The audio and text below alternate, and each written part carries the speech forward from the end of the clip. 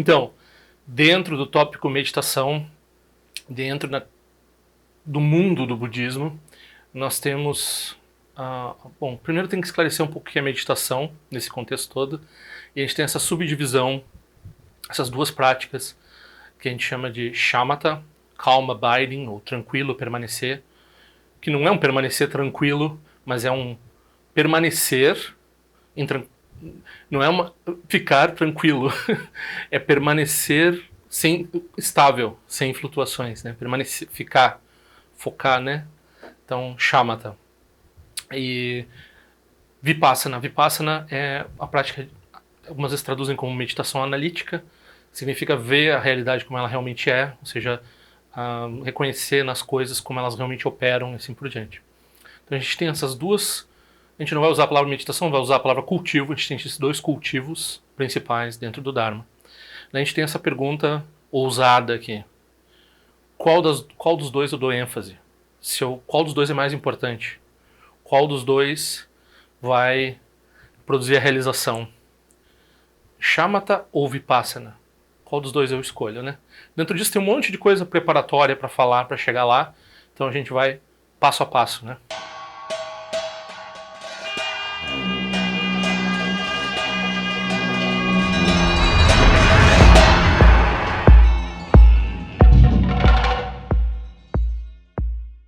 Se quiser pedir os cartões, por favor, envie seu endereço de correspondência aqui para esse e-mail. E, por favor, se quiser contribuir de alguma forma com esse canal, tem esse Pix, essas informações todas que podem ajudar aqui o meu trabalho. Eu peço desculpas que eu estou totalmente ausente, eu tive uma série de obstáculos não muito graves, mas bom, o principal de todos eles é a minha grande preguiça, né, que eu confesso aqui perante toda a sanga. Mas junto da minha preguiça eu tive algumas extemporaneidades, assim, umas coisas que aconteceram. Por exemplo, né, nos últimos tempos eu já queria voltar a gravar, e daí tem mais de uma obra acontecendo aqui no meu prédio agora em fevereiro, que eles suspeitam que as pessoas vão pra praia, eles começam a bater coisa, né? Então, e fora do horário da obra, eu perturbo os vizinhos se eu ficar falando alto, né? Então, no momento da obra tem muito barulho, fora da obra não tem muito como falar, daí adiciona isso vários outros fatores, por isso que eu não tenho feito tanto vídeo, né? Então eu faço vídeo esse ano eu não fiz ainda, né? Eu agradeço as pessoas que mesmo assim elas continuam se comunicando comigo, contribuindo e assim por diante, né? Faz toda a diferença na minha vida, e eu vou tentar, né, as promessas são vazias, né? Mas produzir um pouco mais de conteúdo. Então, né, agora que a gente já está aqui dentro, né, vocês já estão sentados, decidiram ouvir esse vídeo sobre Shamatha e Vipassana, essas duas palavras do sânscrito, né, que designam dois tipos de meditação ou dois tipos de cultivo. Então eu vou revelar para vocês que esse é o 40º vídeo do Farol da Certeza, no qual a gente vai finalmente entrar na quarta questão, né? E é curioso que essa questão, né, no que focar, o que é mais importante, Shamatha ou Vipassana? Ela é parecida, ela espelha e ela responde um pouco a terceira questão, porque para qualquer um que sabe um mínimo, pelo menos do budismo tibetano, sabe que a união de Shamatha e Vipassana é o que produz a realização, né? Então a união nessa estabilidade com um discernimento, né? Então a pessoa tem um entendimento de vacuidade, um entendimento de impermanência, vamos dizer. Não chega nem em vacuidade, vamos falar no budismo geral. Tem um entendimento de impermanência, e daí se ela tem se ela não se desvia desse entendimento, se esse entendimento se estabiliza, se frutifica no sentido de não flutuar, então a gente tem um reconhecimento, né, que vai produzir uma realização, a realização da impermanência. Pelo menos a realização da impermanência. Aí as pessoas falam, mas eu entendo a impermanência, eu sei que a impermanência é verdade e tal. Mas normalmente a gente se surpreende quando, várias vezes eu falei isso aqui no vídeo, né, acontece alguma coisa, morre alguém, quebra alguma coisa na casa, a gente, puxa vida, né, eu esperava que fosse para sempre, né. Então a gente vive dentro de um processo ilusório, no qual a gente acredita não só que as coisas não têm um fim, a gente pode saber intelectualmente que as coisas têm um fim, mas quando o fim vem, aquilo dói, então é porque a gente não sabia, né. E também que as coisas oscilam, se transformam, né? A pessoa ontem gostava tanto de mim, hoje não gosta mais de mim, né? Então, eu gostava tanto dessa pessoa, hoje já não gosto tanto dessa pessoa, hoje eu odeio essa pessoa. Então, né, a gente não pode confiar nem mesmo nos fenômenos externos, nem mesmo nos fenômenos internos, eles também flutuam, né? Então, quando a gente tem um entendimento que não flutua com relação a essas coisas de uma forma geral, né, panorâmica, então a gente tem essa união de Shamatha e Vipassana com relação à impermanência, e daí a gente tem essa realização, né, a realização de impermanência. Nada nos engana mais com relação à impermanência, né, e a gente não tem mais assim, uma coisa mudou, eu fico tão feliz, a coisa mudou, eu fiquei tão triste, né? Tu já tá cansado de entender o samsara velho, que sempre é a mesma coisa, né? Então, você só vai, né, ter essas histórias tibetanas que a pessoa acontece uma coisa super boa com a família, daí tem uma história famosa, né, mas no caso acontece essas coisas super boas, daí aquela coisa super boa se transforma numa tragédia. Aí vem uma pessoa e fala, viu só, você estava numa coisa tão boa e agora aconteceu essa tragédia, como é, as coisas horríveis, né? Aí a tragédia se transforma numa coisa super melhor ainda do que era antes. E assim vai, várias etapas E sempre tem um velho recitando mantra assim, é mesmo? É bom isso? É mesmo? É ruim isso? E a pessoa não, né, ela não oscila daquilo. Então esse estado de não oscilação, que a gente chama dessa estabilidade, né? Tranquila, a palavra tranquila, calma, é meio enganosa, né? Mas essa é a ideia, porque a gente tem essa ideia zen, essa ideia, não sei, essa ideia ocidental que a gente projeta no asiático de ser uma pessoa pouco passional, né? Porque é meio distanciado, assim, desengajado das coisas, né? Isso daí tudo talvez não, mas tem essa ideia de estabilidade, né? Essa ideia de não ter esses sobressaltos.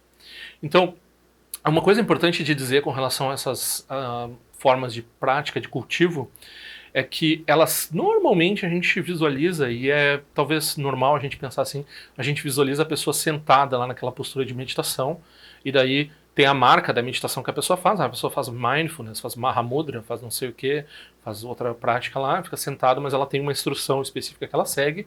Isso é bastante acurado, assim, né? Então a pessoa pode estar sentada, e ter vários conteúdos na prática dela, né? Não é uma coisa necessária que seja sempre uma instrução quando a pessoa está meditando. Na postura de meditação, né? Mas o que eu queria realmente enfatizar é que, particularmente Vipassana, Shamatha também é possível fazer fora do contexto da postura, né? Mas Vipassana, em particular, não envolve necessariamente a postura. Dzongchen Saktien Rinpoche tem frisado, né? Que você está vendo, sei lá, a TV, morreu alguém, e daí você se lembra da impermanência num sentido budista, e você pensa, é mesmo, eu me dou conta que às vezes isso me engana e tal. Tem essa reflexão profunda com relação ao que está acontecendo, em vez de simplesmente só ficar surpreso ou triste, não sei o que, se leva para o Dharma aquilo, então você está fazendo Vipassana, mesmo que você não esteja na postura correta e assim por diante. Também é bom lembrar que tem movimentos ou ideias ou grupos que usam a palavra Vipassana num sentido não propriamente budista. Embora eles se digam budistas e assim por diante, eles criaram um tipo de prática que eles fazem sentado lá, e tem elementos de Vipassana nisso, mas eles chamam de Vipassana uma série de outras coisas, e elementos e características, e é um movimento moderno, não propriamente necessariamente budista. Então quando a gente ouve a palavra Vipassana, não se anima, assim, porque se chama Vipassana, vai ser a Vipassana como o Buda ensinou. Né? A pessoa precisa verificar um pouco, precisa parar, olhar, ver a fonte daquilo, ver o que a Wikipedia diz. A Wikipedia é bem importante, assim, né? De como é que surgiu essas ideias, esses movimentos, essas coisas assim. Daí a pessoa vai consciente, né? Se ela quiser ir, ela vai. Mas ela sabe que, né, do meu ponto de vista, do ponto de vista da maior parte do budismo institucional, não é budismo. Esse pessoal que faz Vipassana, entre aspas. Mas dentro do budismo existe a prática de Vipassana, que pode ser feita sentado ou não necessariamente. Shamatha também. Shamatha a pessoa pode fazer. Normalmente a pessoa faz sentado, né? Então a principal postura para fazer Shamatha é sentado.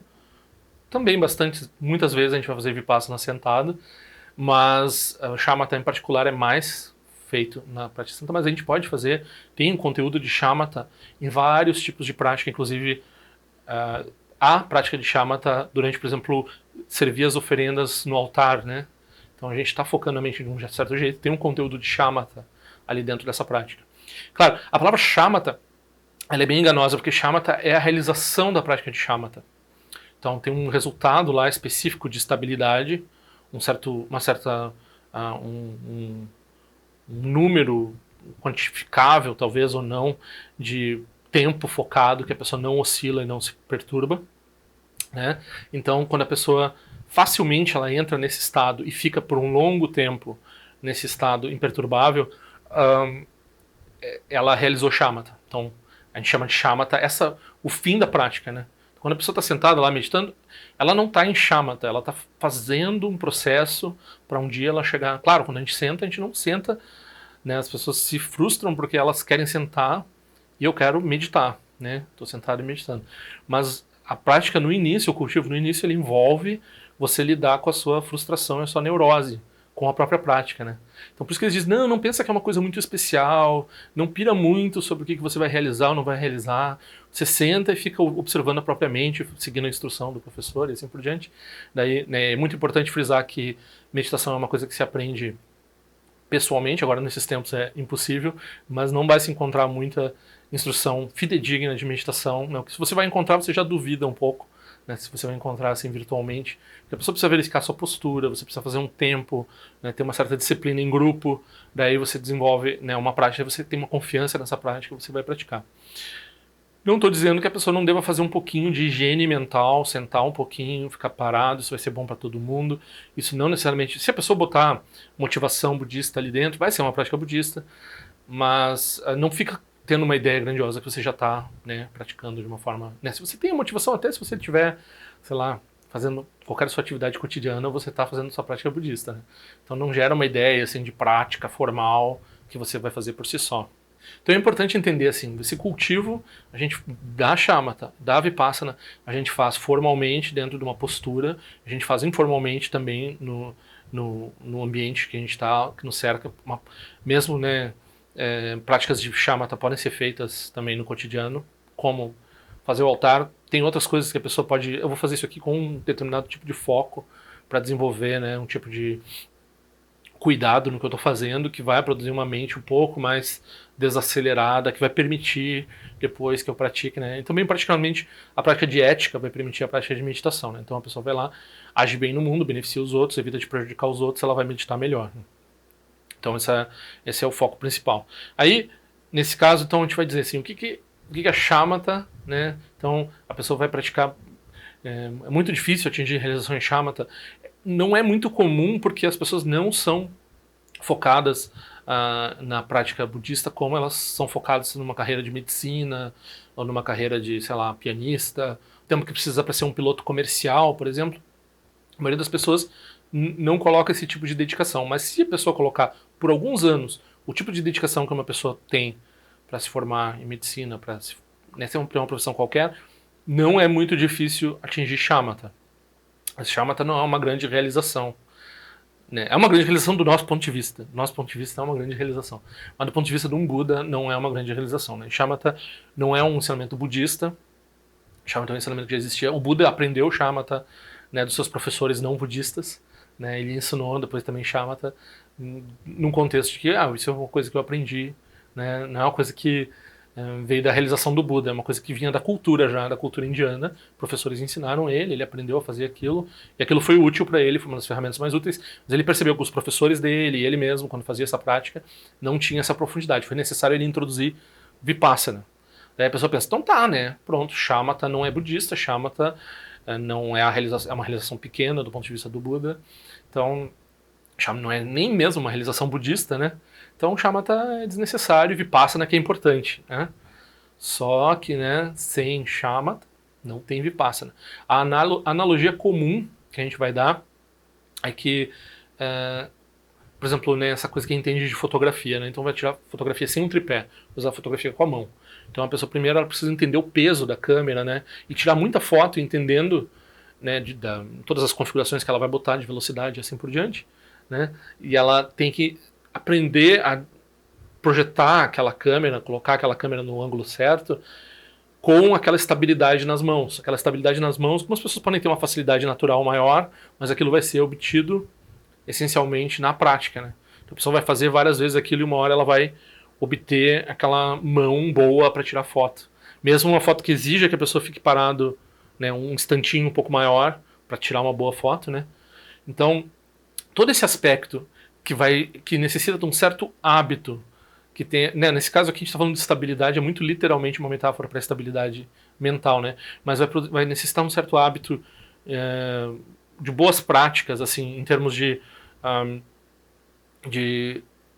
preparar a sua câmera, o seu dispositivo para ele tirar fotos mais adequadas, né? Tudo isso é parecido tem uma analogia com a prática de shamatha. Mas depois, onde é que está a genialidade de tirar foto e assim por diante? É quando você sabe, não só, né, você sabe o que você quer projetar na câmera, então você sabe configurar, não só se você entende tudo que tem de configuração e tem toda essa habilidade manual de usar a câmera e assim por diante, e a rapidez de montar um tripé e toda essa coisa que fotógrafo, né, trocar a lente assim com aquela habilidade, porque tá acontecendo a coisa, né, daí ele tá lá trocando a lente, mexendo nas coisas, tudo, fazendo tudo muito rápido, tudo funciona muito bem, isso tudo tem a ver com esse hábito, né, de manter a mente focada no que ele tá fazendo, estável, e conseguir trabalhar com toda aquela, né, mas a genialidade dele vai ser, né, em saber como operar essa câmera para obter o resultado que ele quer, né? Então ele não só tem uma habilidade, ele tem uma sabedoria, né? Uma coisa, um aspecto mais que tem a ver com o que ele quer, né? Com o objetivo dele, né? O objetivo dele enquanto ele tira a foto. E ele consegue usar toda aquela habilidade para o objetivo dele. Então, da mesma forma, se você não tiver, você pode ter um grande objetivo, você pode ter uma grande ideia de como fazer um filme, de como tirar uma foto, mas se você não tem a capacidade técnica e a habilidade que você obtém através da prática, você não vai conseguir fazer, né? A não ser que você contrate alguém. Nessa analogia não funciona se você contrata alguém, né? Mas é um pouco isso. Então você precisa ter esse outro aspecto. Por outro lado, você pode ter a maior técnica do mundo, você pode ter, né, também para tocar guitarra, sei lá, qualquer coisa. Você pode saber botar os dedos, saber toda a teoria, saber tudo, saber fazer o som bonito, não sei o quê, mas aí você não tem não tem aquele quê artístico que vai ficar genial e bonito que você vai fazer. Você tem só a parte mecânica. Você tem só a parte de habilidade, de saber fazer aquilo, né? A parte de sabedoria, a parte de botar aquilo de acordo com um objetivo que vai ser original, que vai ser bonito para os outros, assim por diante. Essa parte você não tem. Então não adianta você ter uma coisa e não ter a outra, né? Fica claro assim no mundo comum, e dentro da meditação é a mesma coisa. Se você não tiver essa estabilidade produzida pelas práticas, né? Daí vamos entrar um pouco no texto, né? Então a gente vai tratar essencialmente de novo. A pergunta anterior, a terceira pergunta, era com relação a se a meditação tem um aspecto intelectual, mesmo residual, mesmo muito, né, depurado, que é aquele tipo de, né, fala de esse viés modal, né, essa negação, ou seja, a vacuidade, a negação de que tem uma coisa que realmente existe. Se esse viés modal fica parado lá no cantinho da sua mente enquanto você vai atingir a realização da meditação ou não, né? Então a gente teve toda uma série de respostas com relação a isso. E daí aqui nós vamos falar da mesma coisa, basicamente, só que do ponto de vista de... Então você tem toda... ele usa a palavra para shamatha, ele usa a meditação trânsica, que tem a ver com transe.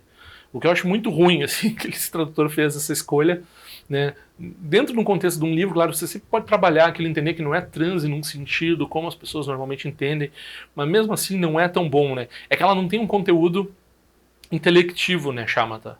Shamatha é puramente esse conteúdo de, né, é quando fica automático para você em que regulagem que vai a foto. Você não para calcular, né? Agora você precisa de tanto de exposição, tanto de não sei o que, tanto de abertura, e a lente está assim, assado, vai entrar tanta luz aqui. E você não para botar no papel. É meio que você sabe a posição na mão, onde é que vai as coisas, para produzir esse resultado de luz dentro daquela câmera, né? Então, da mesma forma, né, então você vai ter toda essa habilidade natural em permanecer, né, e não se deixar levar pelas várias ocorrências externas e internas. Então, por quê? Porque você está querendo se focar na realização, você quer entender a natureza da realidade, você quer reconhecer diretamente a natureza da realidade. Então, você primeiro não fica tão preocupado com as ocorrências internas e externas, e daí você obtém uma certa estabilidade para poder você usar a sua mente para focar os objetos, né, importantes, né? Daí vai ter uma série de instruções. É importante dizer também, esse capítulo daí ele vai entrar em toda a questão do Vajrayana, porque o Vajrayana inteiro é uma prática de Vipassana, né? Claro, tem vários elementos de Shamatha. Até tem uma questão muito importante hoje em dia, assim, em termos de budismo moderno, é que se as pessoas, quanto de preparação Mahayana, quanto de preparação em Shamatha, as pessoas precisariam antes do Vajrayana, né?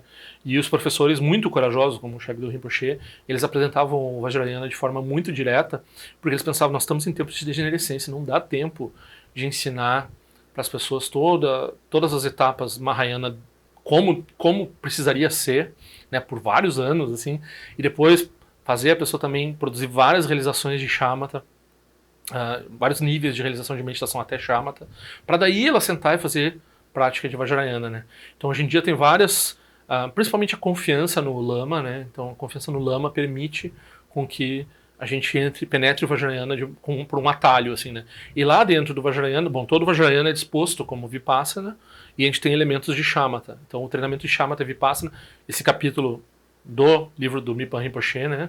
40º vídeo do Mipham Rinpoche nós estamos fazendo aqui do Farol da Certeza.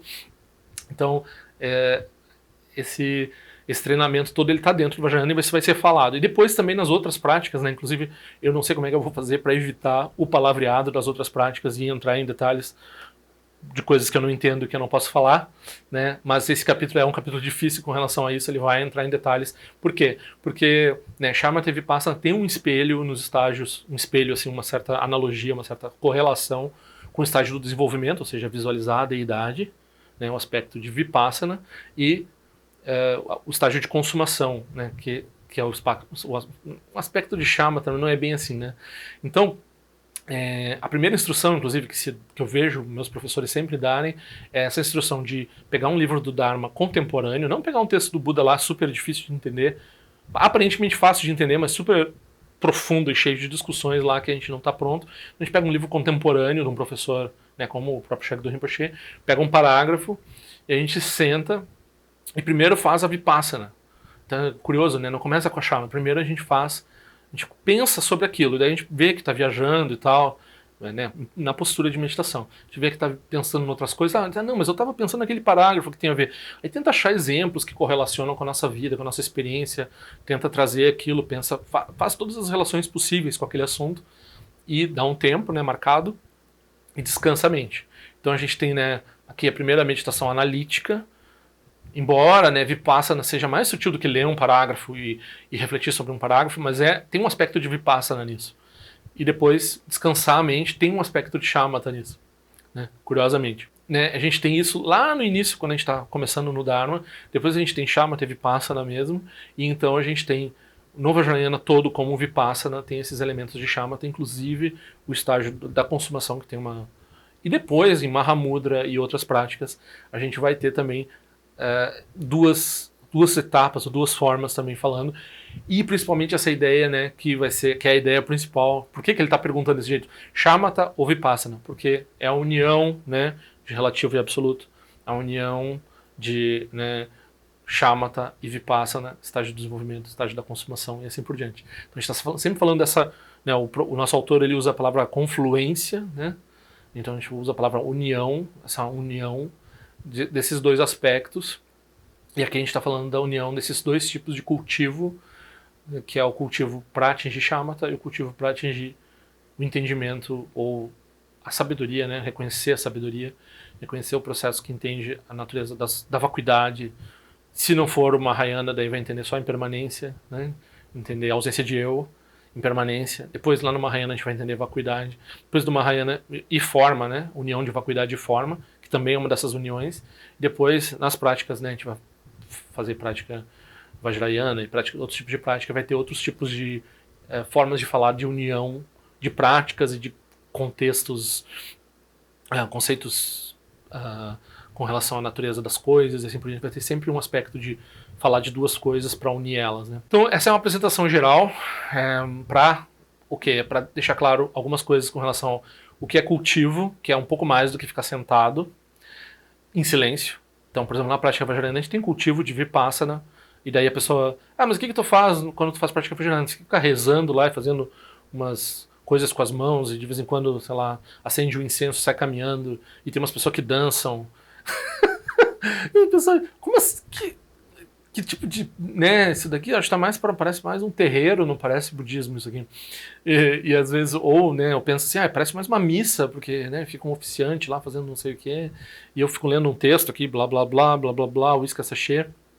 Então, né, isso tem Vipassana aqui no que a gente está fazendo, né, que também é um treinamento, não é só ficar parado e não é só ficar... Daí também Vipassana tem a ver com você colocar esse aspecto de sabedoria, de discernimento em todos os... Você pode estar fazendo Vipassana, andando por aí, né, e pensando no Dharma com relação às coisas, com relação... Particularmente, Vipassana é aplicar o Dharma, o entendimento do Dharma, ao que está acontecendo. Né? O que está acontecendo no seu corpo, ao que está acontecendo no exterior, ao que está acontecendo em termos de vários... tem vários tipos de focos de Vipassana que você pode usar para, né, usar o Dharma para entender, né, processos corporais, processos externos e assim por diante.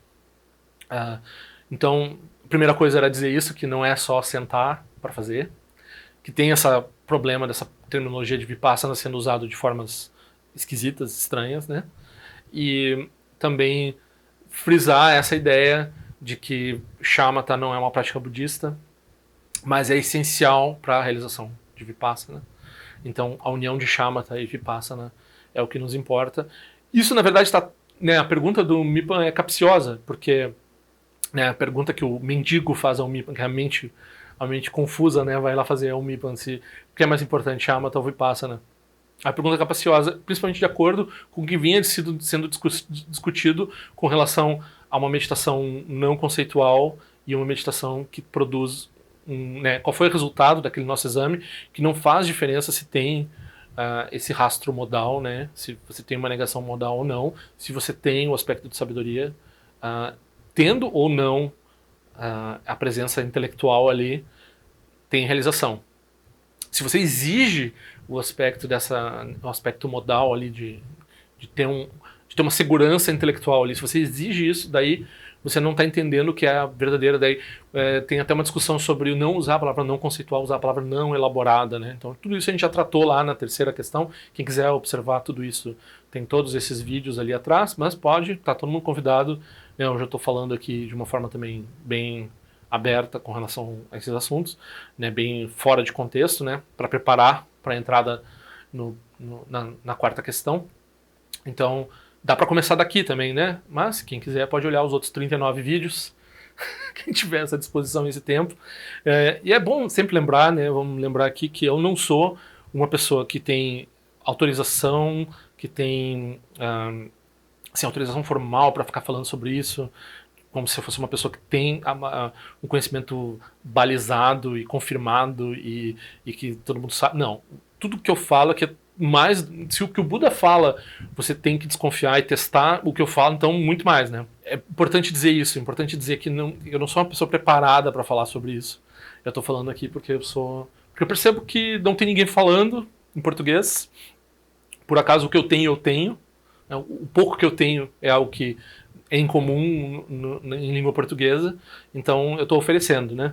Mas e daí as pessoas podem pensar assim, puxa, mas isso aí é alguma coisa. Não, não é nada. É só porque nós estamos num estado de pobreza tal, intelectualmente, em termos do Dharma, também de realização e de outros fatores, com relação... Nós temos uma qualidade aqui no Brasil, talvez, que é um aspecto de devoção natural. A gente tem um aspecto, muitas vezes, eu vejo na Sangha mais do que em mim, eu vejo perseverança, eu vejo as pessoas têm uma aplicação muito grande na prática do Dharma, algumas pessoas, né? A gente tem praticantes no Brasil, né? O que é sublime e inconcebível. A gente tem bons praticantes no Brasil.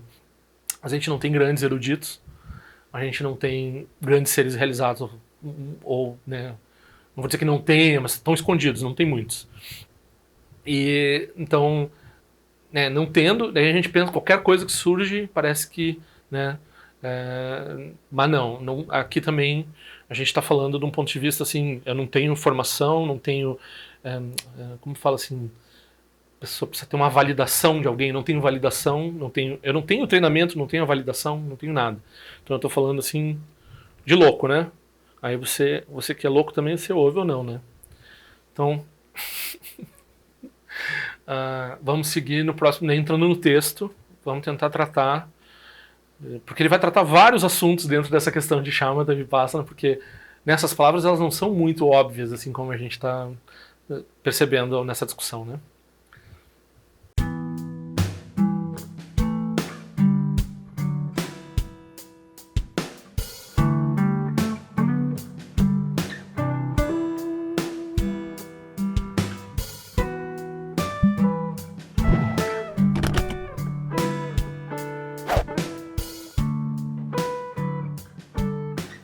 Ei, não esquece de se inscrever no meu canal, é importante para mim. Clica na sinetinha para receber a notificação e se quiser se inscreve no meu boletim informativo onde eu informo o que eu ando fazendo, o que eu ando pensando. Também para contribuir de alguma forma com esse canal, esse é o endereço. Eu espero que em breve nós nos vejamos na prática do Dharma. Ao longo de minhas muitas vidas e até este momento, todas as virtudes que tenho alcançado, inclusive o mérito gerado por esta prática e todas as que vier a conseguir, ofereço para o bem-estar dos seres sencientes. Possam a doença, a guerra, a fome e o sofrimento diminuir para todos os seres, enquanto sua sabedoria e compaixão aumentam nesta e em vidas futuras. Possa eu claramente perceber todas as experiências como sendo tão insubstanciais como o tecido do sonho durante a noite e imediatamente despertar para perceber a manifestação de sabedoria pura no surgir de cada fenômeno. Possa eu rapidamente alcançar a iluminação para trabalhar sem cessar pela liberação de todos os seres. Nirawe Korajinga Sumpano Neoma Lundi Kwene Tirezi Wante Jinja Soiza Pekajar Produtin Joji Om Sochi Jamia Champene Jirasawa Kuncha Tuzio Zetai Bai Mediano Jutu Piamania Jogi Sasunda Tutin Joji Chime Kwene Pema Sambao Sasura Jinja no Pai Garjuan Shujuku Tupeku Kose Destinta Zendar Shinju Jigmetu Jutru Panangi Wancha Tungondo Pateno Muyeng Kupamalora Sanelundu Tileta Tutin Joji Pemeja Sum Pemeri Suji Pemetan Lati Kuzizuan Pemancha de Troma de Soji no Nibe Melunde do Joji Nenjuan Chimpote Payuri Nebadan Basi Pechambundan Conseja Senten Joji Kusun Sanje Guru Rinpoche quando condado eu atim pode abartir com seu tutor da poça só deve só tinha lá do sushi não se lembra de chuva dançam balão de do partingelo uma rumba za guru pema cd que loja som de loja as alianças são de papel do jusho sung não guarda miral do sungele show